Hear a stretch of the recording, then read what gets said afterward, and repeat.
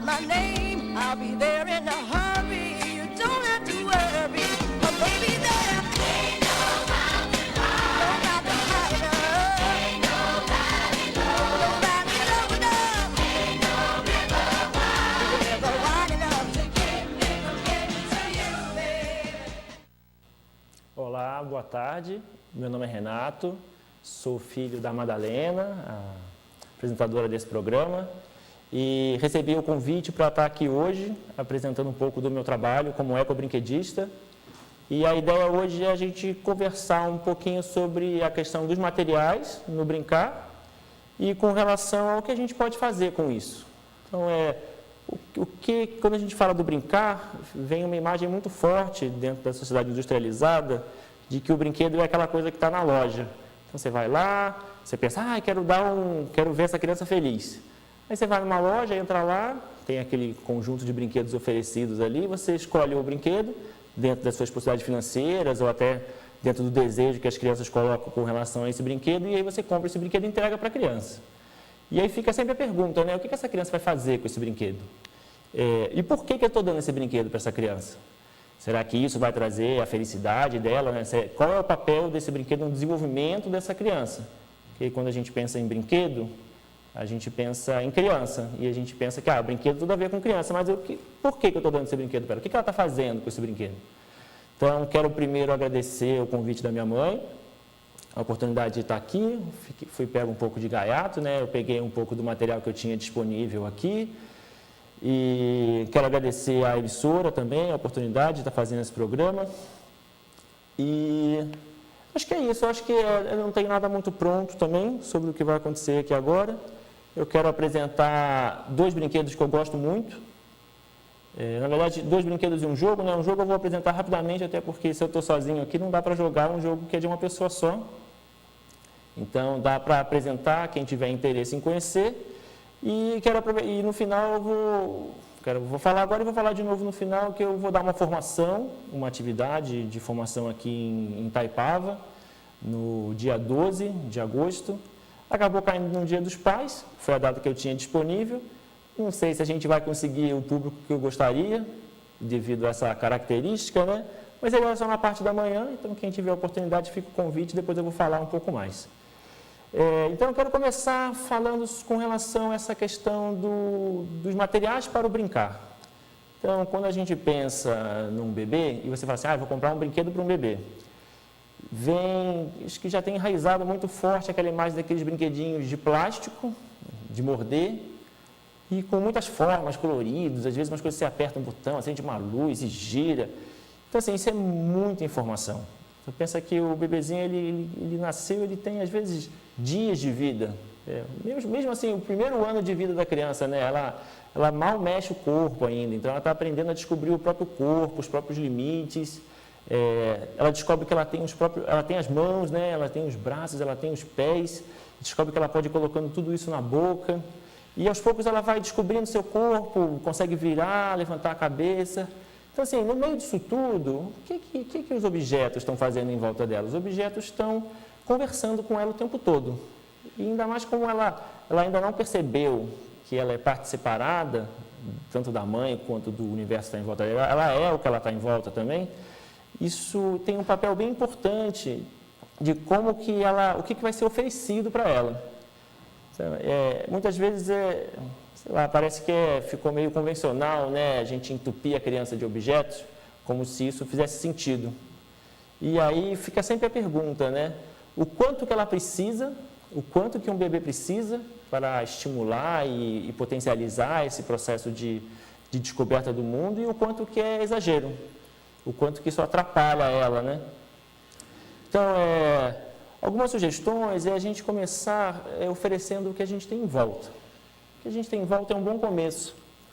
Então, às vezes a gente abre uma gaveta e procura objetos que naquele momento ela vai trabalhar principalmente com a forma. Ela vai sentir a textura daquilo, de preferência uma coisa que possa ser colocada na boca, né, para um bebê pequeno.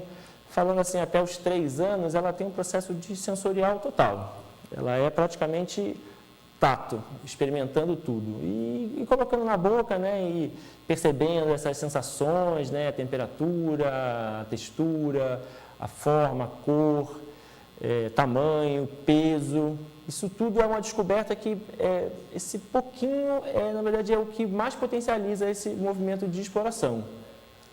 E aí, conforme ela vai crescendo, isso a gente tem um tanto de materiais que são plásticos também, mas também tem materiais naturais, né? Lógico que isso aqui não é o tamanho adequado para uma criança pequena, mas objetos como rolha, materiais naturais que fazem parte do nosso universo industrializado mesmo. E tem também a própria natureza em si, o quanto que a gente está oferecendo,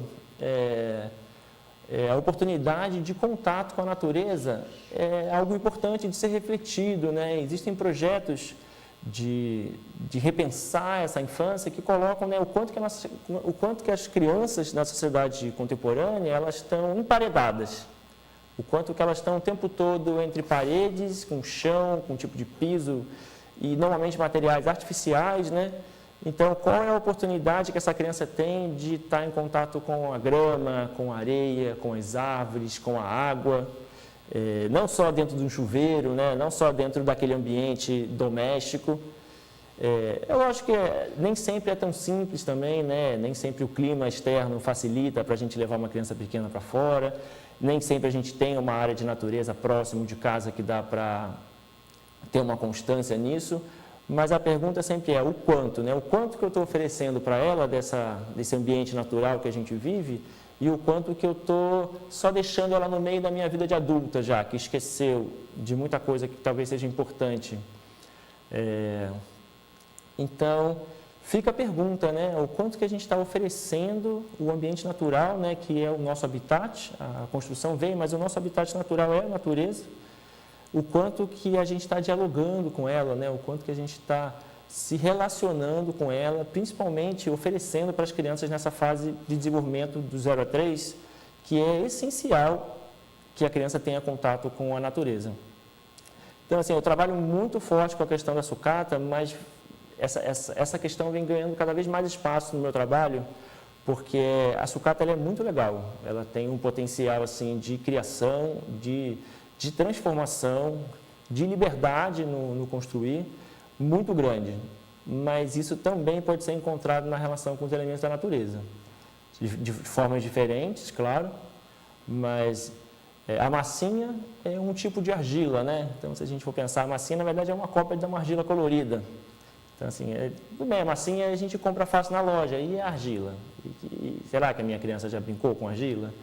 E se eu penso, se eu vou para a natureza, né, se a massinha vira argila, quando eu vou brincar com uma criança, e os objetos de plástico viram o quê?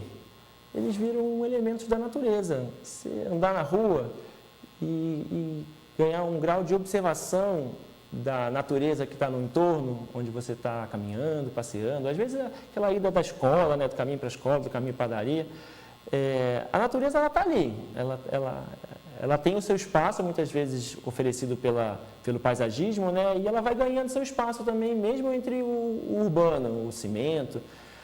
Então, que formas que essa natureza está me oferecendo, né? Primavera, é um período... Agora, no inverno, a gente ainda tem bastante coisa do outono que surgiu nas árvores, né? É o final de um ciclo de vagens e outros tipos de castanhas. Então, a gente ir olhando isso, né? Sabe você anda na rua e você percebe que no chão tem um mar de alguma coisa? O que é aquilo que está ali?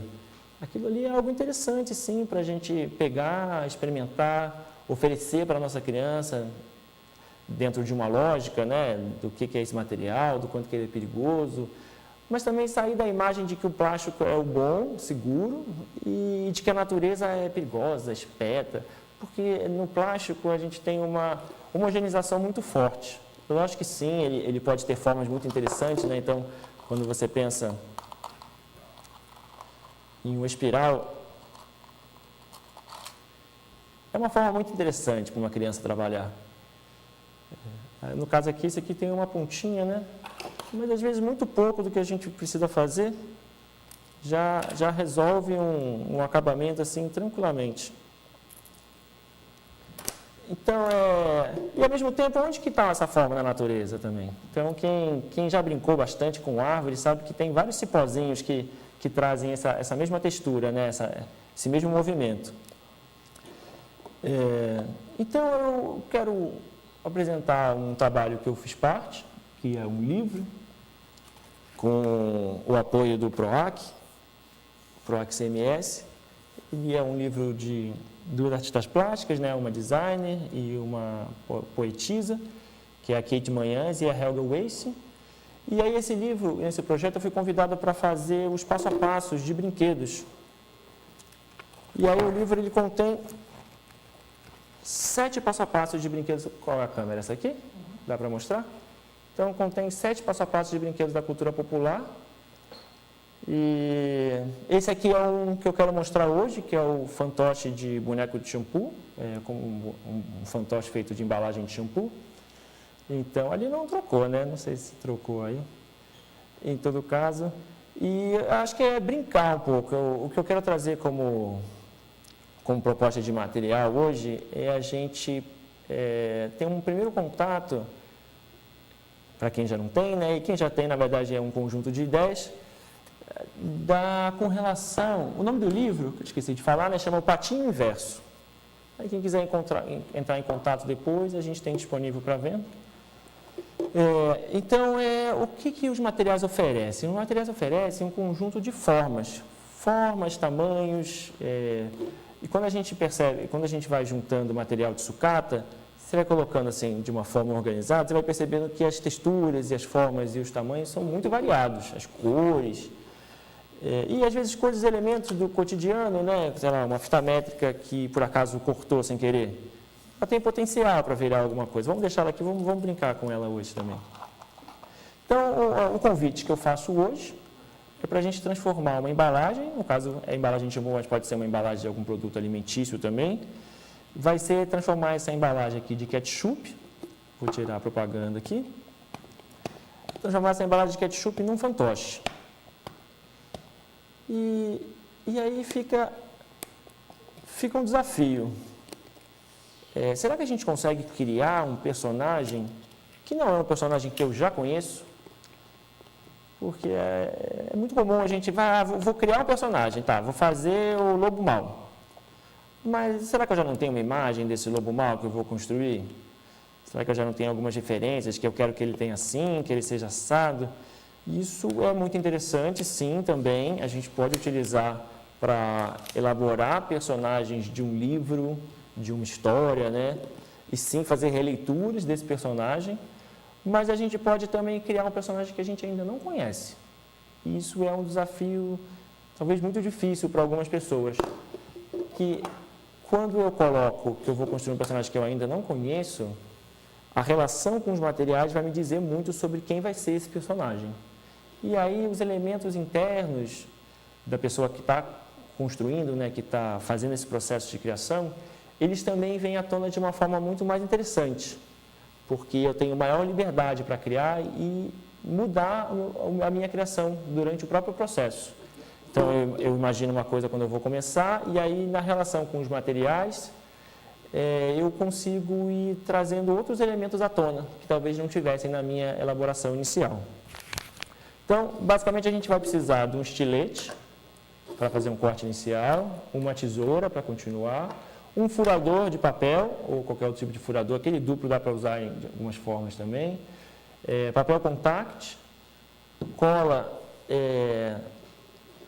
essa aqui é a cola de silicone, né, que eles chamam de cola quente fria. Eu não gosto muito de usar cola quente, mas quem gostar de usar, eu não aconselho muito para quem trabalha com crianças pequenas, porque a cola quente ela não tem uma fixação assim no plástico suficiente para garantir que a criança não vá arrancar esse objeto, né? Então, aqui a gente vai usar isso, e aqui eu tenho duas caixas, uma de sucatas diversas e a outra de sucatas de fios e tiras. Então, a ideia é a gente criar, não vou dizer que a gente vai criar junto, porque aqui está só eu falando, né? Poderia ser um processo com mais gente aqui, a gente fazer um processo de construção coletiva, mas vou apresentar como que eu faço o meu processo de criação, que eu acho que isso não é a maneira certa nem errada, né? É uma forma que eu encontrei de dialogar com os materiais, e nesse processo eu vou explicar o passo a passo. A ideia é a gente não fazer nada muito elaborado também, ele poderia ser mais elaborado de várias formas, mas hoje eu quero apresentar esse aqui e apresentar um outro brinquedo da cultura popular, que eu acho que são São elementos interessantes para trabalhar em várias formas.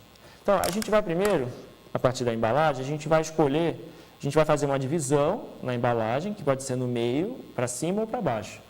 Então, se eu coloco para baixo, a gente vai ter um boneco mais narigudo.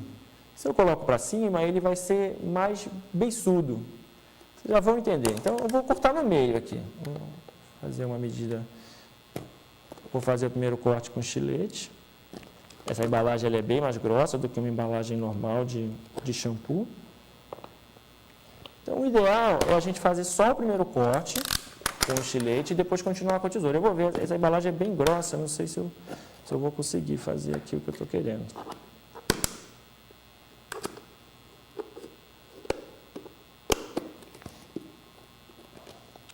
E aí eu vou continuar esse corte que eu comecei.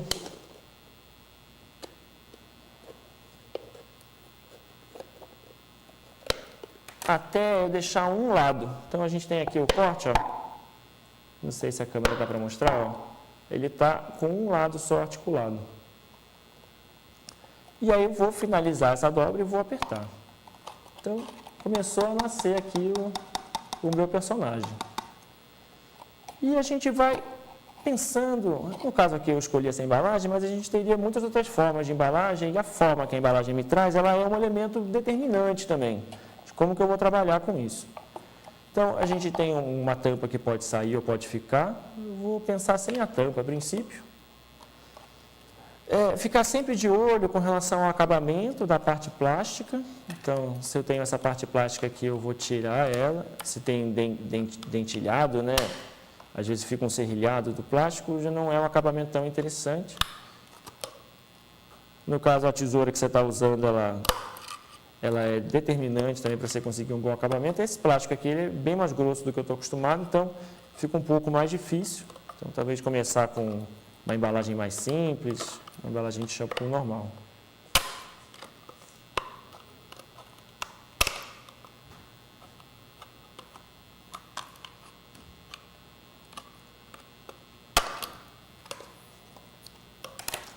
Então, eu cheguei até aqui. Nessa embalagem, no caso, ela é grande. Mas nas embalagens menores, ou se a mão da pessoa for maior, é importante que a gente faça uma meia-lua aqui.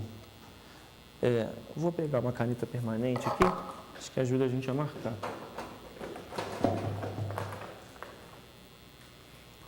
Então, no caso, o que eu faria é fazer um espaço aqui que vai permitir que o meu dedão, ó, dá para ver? Dá, né? Que o meu dedão possa mexer, ter essa articulação. Então, vou fazer aqui, só para a gente ter de exemplo, nesse caso aqui eu não precisaria. Se for reparar, a gente consegue uma boa articulação, mas a gente vai conseguir abrir mais essa boca do fantoche a partir do... E aí, eu gosto muito dessa atividade de informações, uso principalmente ela em grupo, que o processo de criação individual, ele é muito interessante, mas o processo de criação em grupo, ele é mais desafiador. Ele é mais desafiador porque quando a gente vai inventar, a gente está sozinho, a gente vai e faz o que a gente quer, pode até dar errado, mas é isso, era o que eu queria. Quando a gente está em grupo, esse processo de criação ele é um pouco mais difícil, porque eu tenho que ter a minha opinião, lógico, e tenho que aprender a ouvir a opinião da outra pessoa que está ali e que sim, também tem voz, né? Então, às vezes, isso é um trabalho árduo, assim, de saber lidar com o processo de criação. E tem pessoas que têm dificuldade, elas acabam tendo dificuldade de fazer sozinhas, e num processo de criação coletiva, ela acaba tendo uma oportunidade de estar ali e ajudar de uma forma mais parcial, mas também presente, né? Esse reconhecimento ela acaba acontecendo também. Então, no caso, estamos aqui com a embalagem, então, vocês forem ver, ó, o dedo aqui, ele ajuda, a abertura que a gente fez ajuda a conseguir abrir o fantoche. Então, basicamente, o fantoche está estruturalmente pronto. Então, numa formação, essa é a parte que eu explico. Essa é a parte que precisaria de um passo a passo. Que eu posso dizer, não, faz assim, dou sugestões, mas também não defino exatamente como vai ser. Então, cada embalagem teria um acabamento diferente, e cada pessoa que fosse fazer com a mesma embalagem, talvez chegasse a um resultado similar, mas não igual. Isso é importante num processo de construção de brinquedos, que Se eu fizer um brinquedo e você fizer um brinquedo e ele ficar idêntico, eu acho que já vale pensar se esse é um brinquedo que tem a minha cara, porque como que eles seriam iguais se eu tenho a minha cara e você tem a sua cara? Então dá para chegar numa situação onde sim, a gente tem um começo, mas aí o final é meu. Ou é meu ou do grupo que está fazendo junto comigo. Então, no caso, eu falei aqui da fita, né? Vou pegar essa fita aqui e vamos inventar alguma coisa com ela. Então, vou fazer a língua com essa fita. E a gente pode pensar até num... Ele vai ser um falastrão. Ele vai ter uma língua grande, assim, ó, daquele que fala, a língua dá até uma inchada. Vou botar um pouco mais e a gente consegue trabalhar em cima disso. Então, um pedaço de fita aqui estava cortado, né? Deixei a partezinha de metal. E aí, o desafio, quando a gente vai fixar os objetos dentro do fantoche, é assim, como que a gente faz para fixar esse elemento, essa sucata, né, ou esse material que eu estou ressignificando, como eu faço para fixar isso sem necessitar da cola? Porque se eu chegar aqui e colo isso aqui, eu entrego isso na mão da criança, ela faz assim e ele soltou. Então, como que a gente vai fazer para ir fixando isso de uma forma que isso fique? Porque não adianta fazer um fantoche e ele ser destruído rapidamente. Você fala, meu brinquedo de sucata é ruim porque ele quebra. Não é que ele quebra rapidamente, ele também exige primeiro um cuidado de quem está fazendo e existe também uma atenção de quem está mexendo. Então, uma sugestão é a gente fazer furos, cortes, pequenas aberturas. Então, ó, fiz um furo aqui com estilete, mais ou menos do tamanho da tira que eu quero passar. Então, aqui, e esse processo que eu estou fazendo aqui agora já é meu, que vem a partir dos materiais que eu tenho disponíveis aqui. Então, se a pessoa fala, mas eu não consigo fazer o fantoche porque eu não tenho a fita métrica, mas não faz nenhum sentido. A gente vai passar. Então, passei aqui, ó, já surgiu aqui, eu poderia pensar como que eu vou prender isso aqui. Acho que eu vou dar um nozinho aqui, acho que vai ter um bom acabamento. Não vai ficar tão comprido quanto eu imaginei. E aí, começou a aparecer 150 centímetros de língua. E agora, hein? O que a gente vai fazer? Acho que vale montar um cabelo. Então, uma sugestão para fixar a parte do cabelo ou algum acessório que tem em cima é a gente usar o furador. Se eu pego um furador e coloco aqui, ó, ele fura. Dá para ver aqui o furinho? Ó. E aí, a gente pode pensar em fazer até mais furos. Não foi. Então, no caso aqui, eu botei 3 furos. Vou inventar alguma coisa com os meus fios aqui. Esse aqui outro dia. Muito desse material é material que estava em algum lugar e que foi se transformando. Então, no caso disso aqui, ó, é uma fita desse tipo, que estava no brinquedo das minhas crianças. E ela foi se desfiando, não sei se aqui se eu puxar vai acontecer. Ó, ela foi se desfiando e virou isso aqui. Então, eu também percebeu o quanto que esses materiais eles se transformam entre si. É uma fita, é tipo um cadarço, né? Um cadarço sintético. E aí, como que a gente vai trabalhar com isso, né? Então, o conselho que eu dou é sempre assim, experimente e vá avaliando. Se você não tem um objetivo específico, se você não criou uma imagem inicial de onde você quer chegar, é mais garantido que você chegue em algum lugar, de preferência que você goste. Porque o processo de criação de no final você chegou e não gostou, onde você encontrou, não faz muito sentido. Então, ó, começa a surgir uma cabeleira aí. A gente pode até usar, acho que esse mesmo aqui, vou jogar aqui para dentro. Deixa eu dar um nó aqui. Vou jogar ali para dentro, vamos ver o que vai acontecer.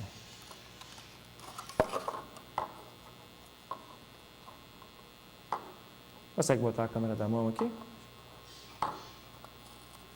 Então a gente vai inventando. Esse aqui, acho que é aqui também.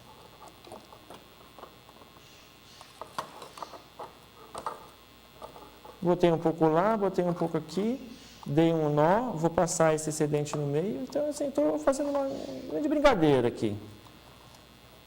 E o nó é aquilo que eu uso para fixar. Então, se eu garanto o nó,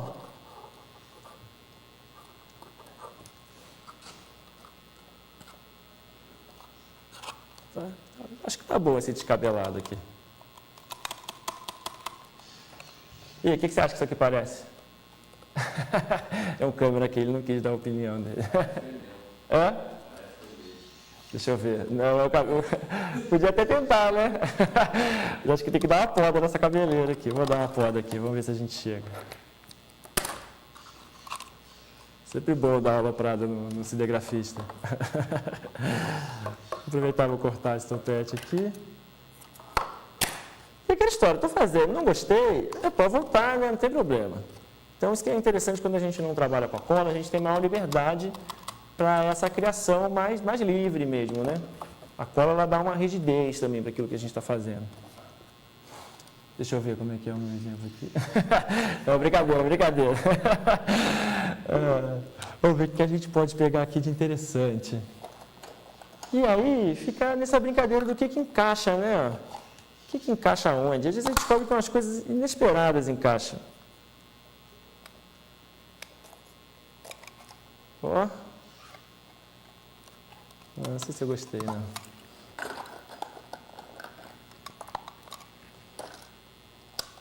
Então, a minha sugestão, quando eu falo quem gosta desse tipo de brincadeira, é assim, pega uma caixa e vá colocando tudo o que vai sobrando, tudo que você não sabe o que fazer. Então, assim, soltou o botão da roupa da minha criança que eu não uso mais. Nem vou consertar e vou doar essa roupa. Então, pega esse botão, põe lá nessa caixa. Tem uma coisa que eu fiz para um teatro na escola, sobrou esse detalhe. Uma mochila, desmontei uma mochila, sobrou uma presilhinha. Peguei uma fruta, tirei a fruta, tinha uma redinha nessa fruta. Então, se você for juntando de pouquinho em pouquinho, isso aqui é de pêssego. Se você for juntando de pouquinho em pouquinho, você vai percebendo que é uma diversidade gigantesca de materiais que a gente está jogando fora o tempo todo. E aí, o quanto que a gente está sabendo olhar para isso, né? Quanto que a gente está valorizando isso, porque você joga isso tudo fora, depois você vai numa loja de artesanato e vai lá comprar o que você precisa para fazer o brinquedo com a sua criança, ou fazer o brinquedo para você. Então, será que o que você consegue comprar é tão interessante quanto o que você está jogando fora? É uma pergunta importante, esse tipo de pergunta, porque isso é uma coisa muito convencional, né? O que eu preciso, eu saio e compro. Mas o eu saio e compro é muito limitado também. Então, estava falando no começo, né, que quando a gente tem uma imagem do que eu quero dar um presente para uma criança, eu vou na loja e compro um brinquedo. Mas esse brinquedo que eu estou na loja comprando, ele foi feito por quem? Que valores que estão inseridos nesses brinquedos, né? Eu tenho pouquíssimo controle sobre o que esses brinquedos estão dizendo para a minha criança. Eu não gostei disso aqui, não. Então, assim, quando eu começo a construir, você começa a ganhar uma autonomia nessa construção, você começa a perceber que o que você está fazendo é mais do que fazer brinquedos. Você, na verdade, está materializando uma forma de pensar. Você está colocando tridimensional coisas que você acredita. E o processo de criação é uma forma muito interessante e talvez importante para o ser humano, né? Ele ter um momento onde ele coloca para fora o que ele pensa, as coisas que ele acredita, os medos, os anseios, né? Vamos continuar isso aqui. Então, vamos partir para o olho aqui para ver se sai alguma ideia. Então, um material interessante para trabalhar com plástico, né, é o contact. O contact, ele é aquela tira, né, que o pessoal usa muito para encapar caderno, transparente. Aqui eu tenho vários pedaços, principalmente descartados de gráfica.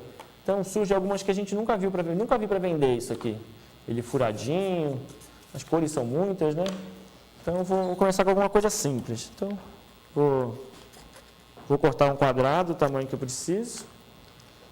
E, a partir daí, eu vou tirar a forma que eu quiser. Eu muitas vezes uso o círculo, mas a gente não precisa ficar preso no círculo. Então, assim, é comum na oficina, mas faz um círculo para mim que eu não sei fazer um círculo. Mas não precisa ser um círculo.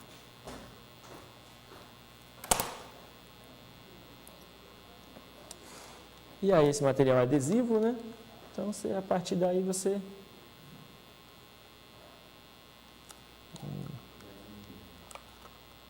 Cara de peixe.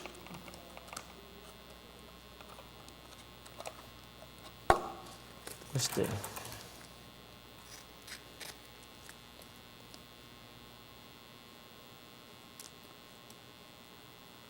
ficou um pouco grande ali.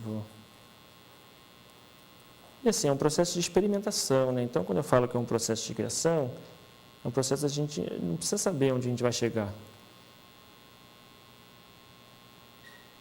E mesmo que a gente tenha uma imagem pré-definida, ela pode ser feita várias releituras, né? Achei que um olhinho melhor ficou melhor. Vou tirar esse aqui, ver se eu consigo aproveitar ele.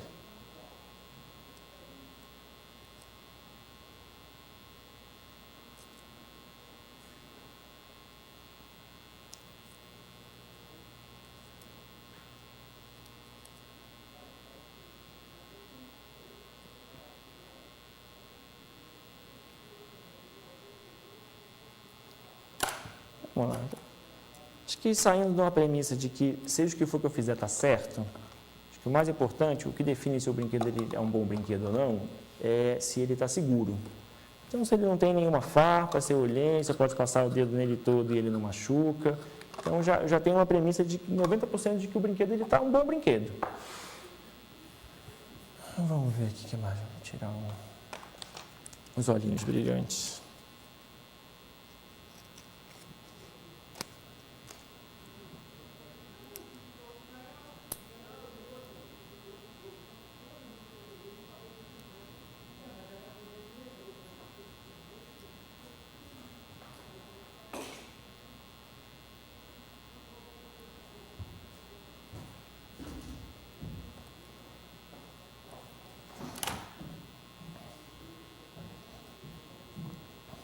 E aí, ó, você vai inventando.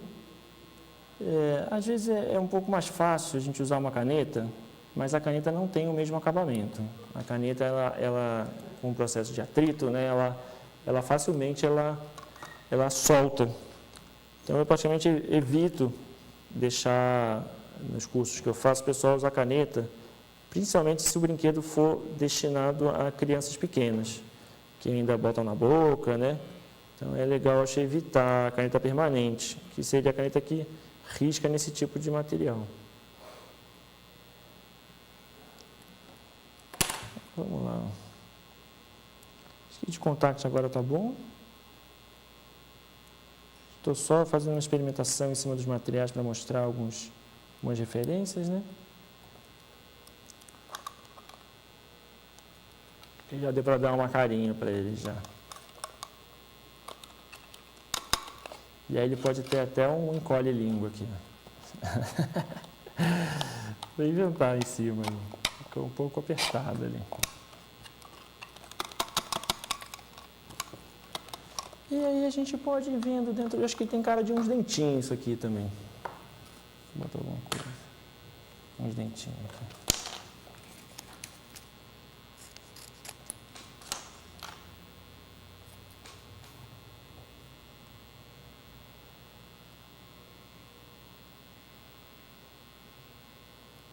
No caso aqui, eu não trouxe, quando eu viajei, porque eu moro em Campinas, né? Então, eu estou aqui visitando minha mãe, né? No caso, eu acabei não trazendo alguns fantoches que eu tenho, que eu uso como exemplo. Tem aqui no livro 2 fantoches que eu usei como referência para fazer. Então, eles são fantoches meus, que foram desenhados. Tem uma artista plástica que trabalha comigo, Alexia Graciano. Trabalho bem bonito dela, assim, de materializar com ilustrações, né, os meus desenhos, os meus brinquedos. Que, na verdade, não são criações minhas, não acho que isso seja o mais importante. Acho que eu sou um proliferador dessa mensagem, né? Então, eu falo, você que criou, não fui eu que criei essa proposta. Um dia eu tive contato e, sim, algumas adaptações aconteceram, né? Principalmente com relação quando eu começo a tentar transformar isso numa proposta mais multiplicável, né? Então, eu consegui usar isso numa atividade com 40, 60 pessoas. Então, às vezes eu faço algumas adaptações assim que viabilizem a escala da construção. Até porque, para eu fazer uma cidade com 60 pessoas, eu faço um grupo de 5, mais ou menos. 5 pessoas criando o brinquedo. Então, dá 8 bonecos aí. Para ver? Dá para ver o dentinho aqui? Ficou transparente, né? Vou ver só um detalhe. Acho que tá bom. Vou pensar um nome para ele. Quer dar uma ideia aí? Felipe? Felipe, o Língua Solta. Ah, então já ganha o nome já. Nossa homem da mesa de instrumental ali. Então, a ideia é essa. Então, relembrando, né, o mais importante é que o brinquedo tenha solidez, que ele seja o mais seguro possível. Então, manusear isso. Vou botar uma tirinha aqui para aproveitar. E que ele tenha realmente um processo que traga de quem está fazendo algo que vem de dentro. Eu acho que isso é o mais importante do brinquedo, é o valor simbólico que ele traz. Então, mais do que oferecer brinquedo para as crianças, até que ponto a gente não está ajudando essas crianças a descobrir o mundo através dos brinquedos. Então, o Felipe o Linguarudo. Aí, ó, pode até enrolar a língua para dentro assim, ó. Aí, quando ele desanda a falar, ele... Vai inventando, né? Essa da fita métrica é a primeira vez que eu uso. E aí, uma sugestão que eu dou, quando as pessoas vão fazer esse processo de criação do personagem, uma sugestão que eu gosto muito de colocar nos processos de criação é assim, como que a gente vai pensar esse personagem além da forma? Então, assim, onde que esse personagem nasceu, como que ele cresceu, ele é criança, ele é adulto, ele é um animal, como que ele cresceu, o que ele gosta de fazer, onde ele gosta de dormir, onde que ele mora, né, como é o habitat dele, pensar a história de infância dele. Eu acho que são formas de dar vida. E essa vida, ela não precisa ser transmitida através disso que eu pensei, mas ela ajuda quando eu estou brincando, né, ou fazendo uma contação de história, ou fazendo uma brincadeira, ela ajuda a dar personalidade. Porque a diferença principal que eu vejo entre um personagem e um fantoche é que um personagem, ele é um fantoche, sim, ele tem a sua forma material, pode não ter também, ele pode ser um personagem de um livro, né? Mas ele tem uma personalidade. E eu acho que isso que transforma um fantoche num personagem. No momento em que eu penso em qual a forma dele ser, como a forma dele estar no mundo. E esse processo, quando a gente vai criando, no caso aqui eu fiz uma coisa rápida, né? Num diálogo, pedi ajuda dos meus auxiliares aqui, mas quando esse processo ele acontece de uma forma mais intimista, ou na relação com uma criança, ou entre um adulto e uma criança, ou entre os adultos, ou entre as crianças também, ele vai trazendo elementos que são significativos para aquele momento da vida. Então, vai trazer deficiências, especificidades com relação à sexualidade, vai trazer elementos que ajudam a tridimensionalizar um pensamento, um sentimento, né, uma forma de ser. Então, eu acho que isso é interessante para a gente conseguir trazer assuntos à tona. E é um momento também de conversa, né, é um momento de relação. Então, fica aqui o convite para que você possa criar um momento aí de ludicidade. Vamos ver qual é a melhor forma de deixar. Acho que assim ainda é melhor, né? Meio perdidinho assim. Assim, vou deixar assim mesmo. Então, a gente ainda tem 15 minutinhos. Então, eu quero mostrar o outro brinquedo. Guardar o material. Aqui a capa do livro, não sei se eu mostrei no começo, o patinho inverso.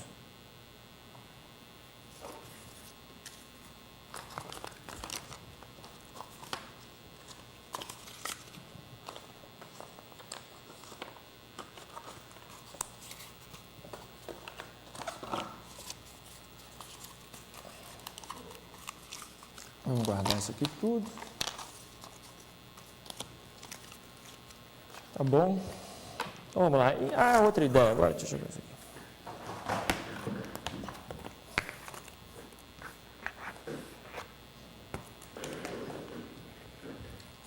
Então, um outro brinquedo é um elemento que eu gosto muito de trazer nas formações que eu faço, nas atividades com as crianças, é um resgate da cultura da infância, os brinquedos da cultura popular.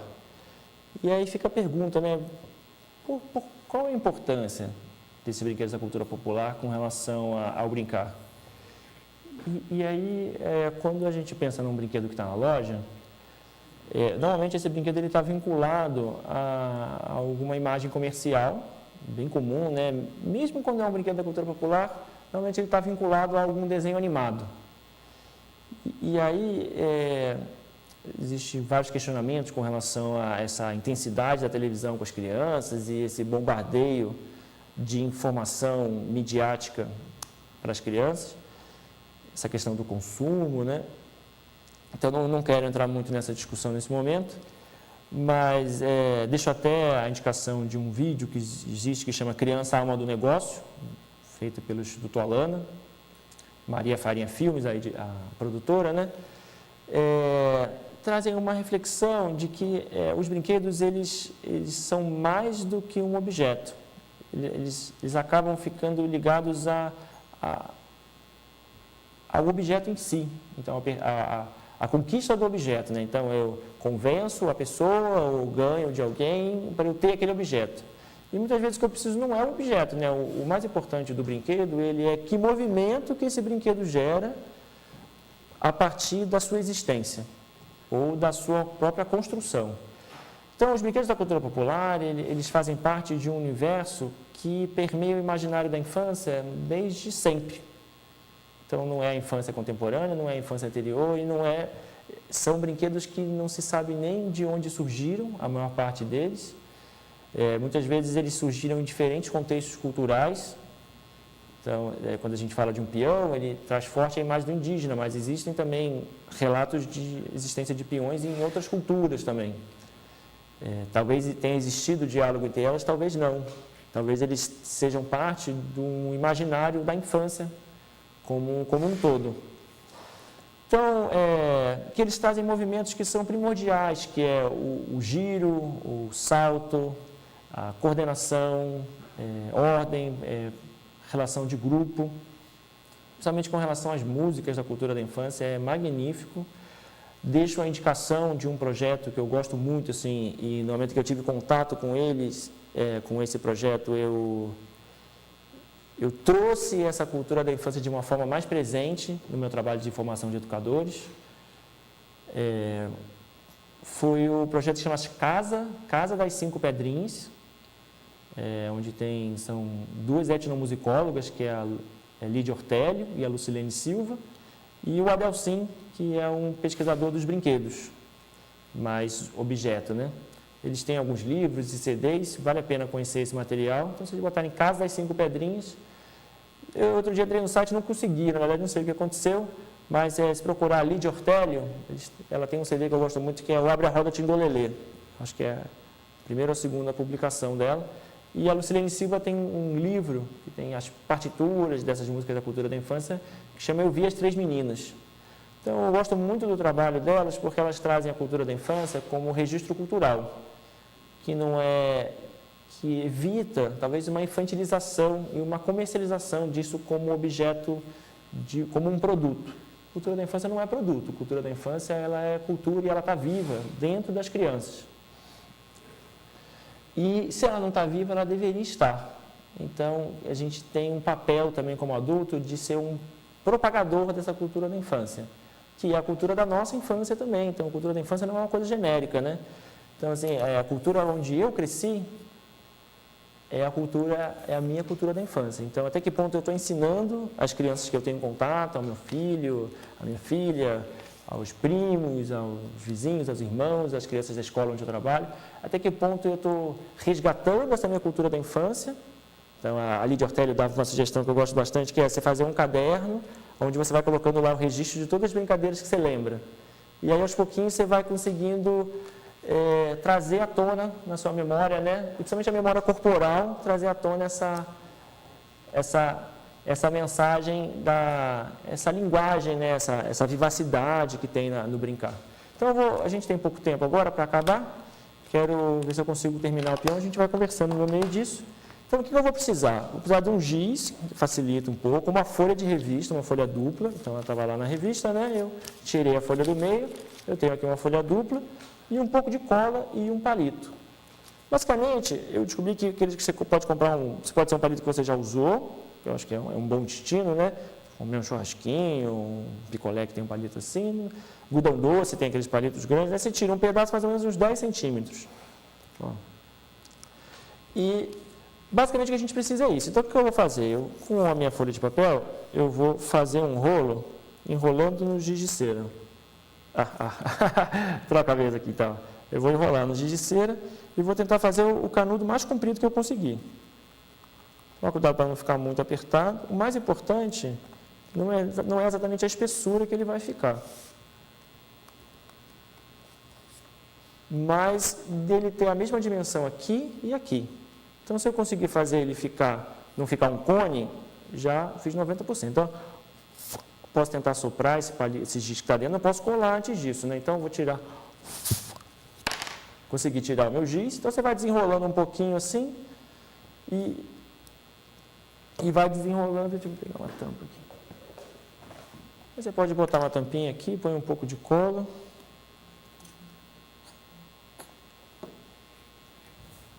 Está meu tempo.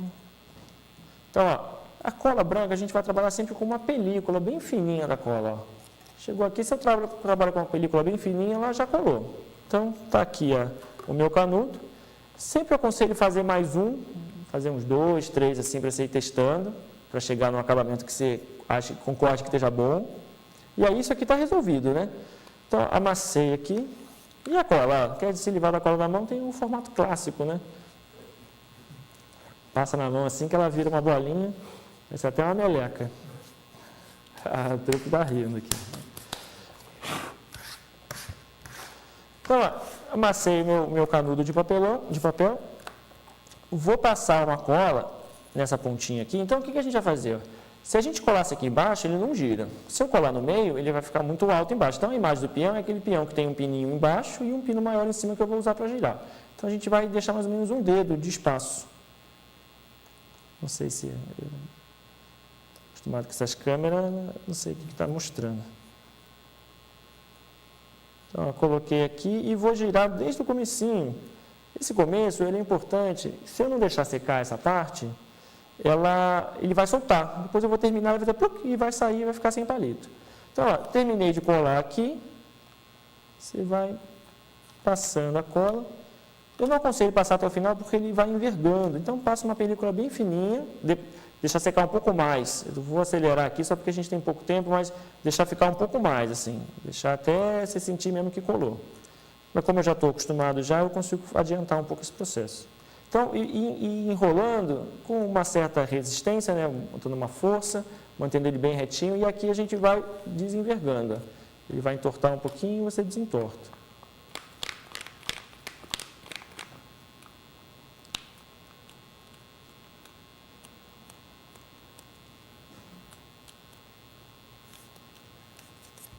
Então, a gente vai... a câmera está me perdendo ali, ó. Então, ó, passou a cola e vai enrolando. Se for reparar, ó, dá para perceber que parte da revista que está aparecendo no desenho. Então, o desenho final que fica na revista, no peão, tem ligação com como que eu enrolei esse papel. Aqui, finalizamos aqui e basicamente está pronto o nosso peãozinho. Deixa eu me livrar da minha cola aqui.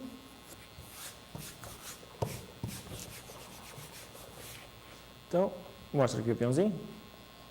Então, basicamente está aqui o nosso peão. A gente vai testar ele agora. Se você reparar, ele ainda está oscilando. Viu uma brincadeira interessante outro dia? Que a pessoa fazia esse mesmo peão, só que ele, em vez de botar um palito, ela fazia com a caneta. Então, pegava uma caneta aqui e enrolava na caneta. E depois, quando ela girava assim num papel, o peão saía desenhando, fazendo círculos assim. Então, nesse caso, seria interessante a gente deixar isso de um lado, se eu quisesse fazer um desenho. Mas se eu quero um peão que vai ficar rodando um tempo, quero que ele rode pelo menos, sei lá, 30 segundos, 1 minuto, eu preciso chegar num acabamento que faça esse peão ter um eixo central principal. Então, o que a gente vai fazer? A gente vai regular essa altura tem relação com essa largura aqui, com essa altura de baixo. Não existe uma fórmula exata para chegar nisso. Eu vou fazer em cima aqui desse papel, o ideal é fazer em cima de um papelão. para não estragar a mesa. Aqui eu acho que esse papel resolve. Então, você vai... Dá para mostrar aqui? Você vai tirando um pedacinho. Deixa eu fazer no cantinho da mesa aqui. Você vai tirando um pedacinho, cuidado para não estragar a mesa da sua mãe. Bom, vai ficar feliz. E aí tem uma lixinha também, você pode fazer no acabamento. Vou pegar uma lixinha de unha.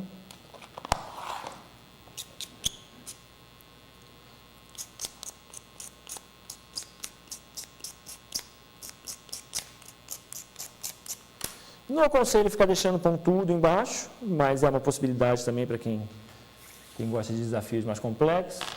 Então vamos fazer um teste. Melhorou consideravelmente, né? Então ainda dá para regular um pouquinho mais. A gente deixa às vezes a sugestão de, se a criança for fazer sozinha ou o adulto não tiver facilidade com o estilete, de fazer com a tesoura. Ela é um pouco mais difícil e depende do palito, mas é uma possibilidade talvez mais simples para quem não tem acesso ao estilete. O acabamento talvez não fique tão bom, tão fácil de chegar no acabamento bom, mas é um pouco mais seguro. Vamos ver se a gente tira. Acho que agora a gente chegou no estado bom, né? Então, fica a dica aí do peãozinho. Então, quando a gente fala, né, o que você vai dar de presente para o seu pai? Você vai dar de presente para o seu pai, talvez a oportunidade de estar com ele, que eu acho que é o presente mais importante e que muitas vezes as pessoas esquecem e acham que o presente é o presente da loja, né, o presente caro. Então, assim, acho que o melhor presente que um pai pode dar para um filho pode dar para o pai, é a oportunidade de estar junto, fazer alguma coisa junto e perceber que esse fazer junto, ele gera produtos que ficam junto com a pessoa, mesmo com a ausência. Então, assim, uma criança que sentou com o pai e construiu um peão desse tipo, o pai vai embora, vai trabalhar, né? Na sequência ele vai sair, ele vai passar o dia fora, mas o peão ficou. E a memória da relação da criança com o peão que foi feito com o pai, que sim, ela vai ser talvez ela vai aprender a construir sozinha e vai ensinar o amigo, e vai ensinar o outro amigo, e isso, na verdade, pode em algum momento se desconectar da dependência do pai fazer, que eu acho que também é importante, né? Não é assim, você faz o peão comigo e só eu sei fazer, mas que bom que eu posso transmitir essa informação e a gente pode aprender junto a fazer, mas essa memória do peão vai ter sempre uma ligação com quem ela aprendeu. Ainda mais se aquilo gerar realmente um movimento significativo na vida da pessoa.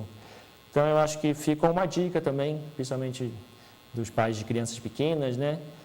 De que aproveite essa oportunidade, assim, pode sair, pode comer no restaurante, mas acho que pode ser feito algo mais significativo do que ir buscar fora, do que ir para longe encontrar o que for que vai trazer sentido.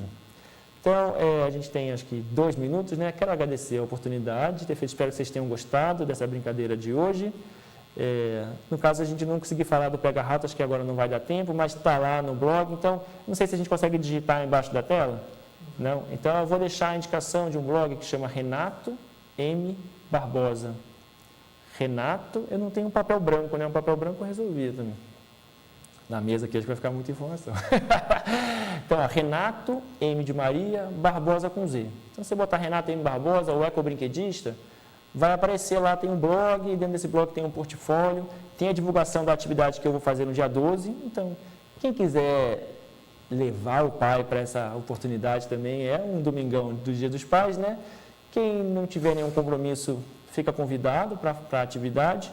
Ela vai acontecer na parte da manhã e aí uma relação com o espaço que a gente conseguiu lá em Itaipava, a gente, dentro do custo, está embutido já um almoço. Vai ser uma feijoada vegetariana. Então, fica o convite.